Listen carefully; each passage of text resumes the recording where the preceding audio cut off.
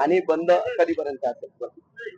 महाराष्ट्र राज्य महसूल संघटना कर्मचारी यांच्या आदेशानुसार धुळे जिल्ह्यामधील सर्व महसूल कर्मचारी एकूण 228 कर्मचारी आजच्या या बेमुदत संपामध्ये सहभागी झालेले आहेत। तसेच आमच्या ज्या मागण्या आहेत त्या महसूल विभागाचा आकृतीबंध 2006 नंतर लागू झालेला नाही, तो 10 वर्षानंतर लागू होणे अपेक्षित होते, परंतु तो आता शासनाने लागू करावा अशी आमची प्रमुख मागणी आहे। त्याचप्रमाणे महसूल सहाय्यक पदाचा ग्रेड पे जो आहे तो वाढविण्यात यावा, तो 2400 करण्यात यावा। नायब तहसीलदार पदाचा ग्रेड पे 4300 वरून 4800 असा करण्यात यावा।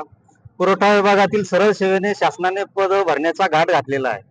ती पद न भरता महसूल विभागामध्ये 10 ते 15 वर्षापासून जे कार्यरत कर्मचारी आहेत त्यांना पदोन्नती दिल्यानंतरच महसूल विभागातील जी रिक्त पदे आहेत ती भरण्यात यावीत, अशा आमच्या या प्रमुख मागण्या आहेत। तसेच चतुर्थ श्रेणी कर्मचारी यांना शिपाई पदामध्ये देण्यात यावी, पदोन्नती देण्यात यावी, लिपिक पदामध्ये देण्यात यावी। कोतवाल जे कर्मचारी आहेत त्या कोतवाल कर्मचाऱ्यांना शिपाई संवर्गामध्ये पदोन्नती देण्यात यावी, अशा आमच्या प्रमुख मागण्या आहेत। आणि त्यासाठी आज आम्ही बेमुदत काम बंद आंदोलन सुरू केलेलं आहे आणि संपूर्ण महाराष्ट्र राज्यामध्ये हे आंदोलन सुरू झालेलं आहे।